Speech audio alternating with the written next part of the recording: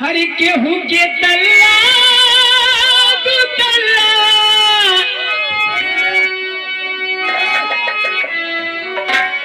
केहू के तल्ला दू तल्ला के मकनिए की बात सखिया रे सखिया सखी हमरा उसके तलने की बात सखिया सखी हमरा उसके तलने की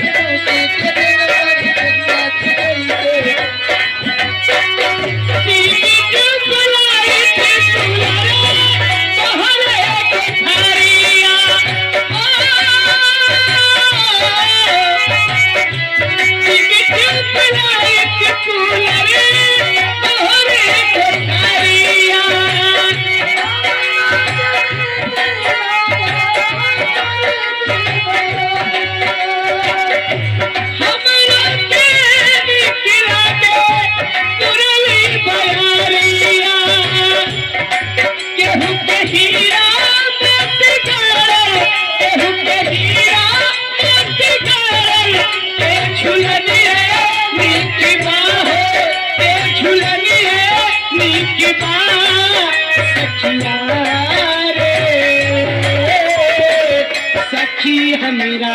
पीतर के लकड़ी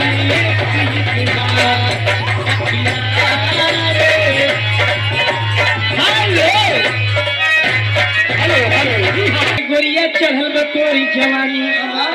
अरे चमकई जैसा सोने के पानी कहियो कही देबू नादानी कुमारी कहियो कही देबू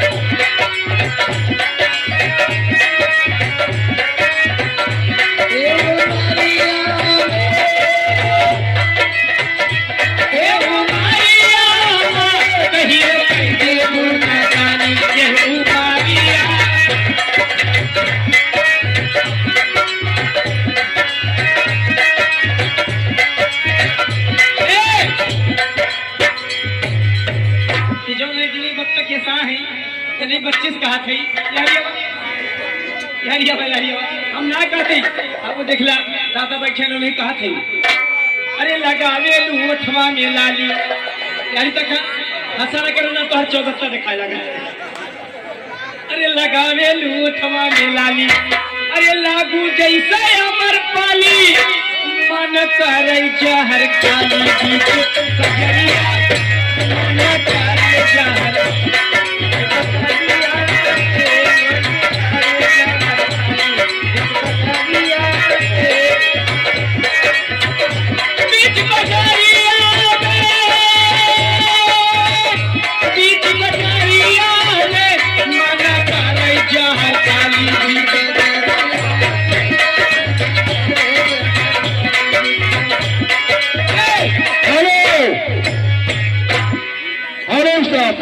इसी बीच में आ गई छोटी सी बच्ची है, इसका नाम है सोनाक्षी।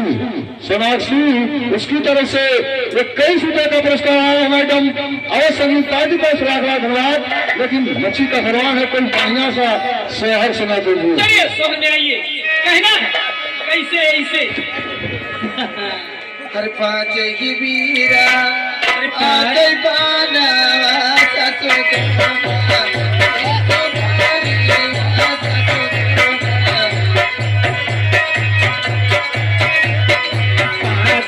पाना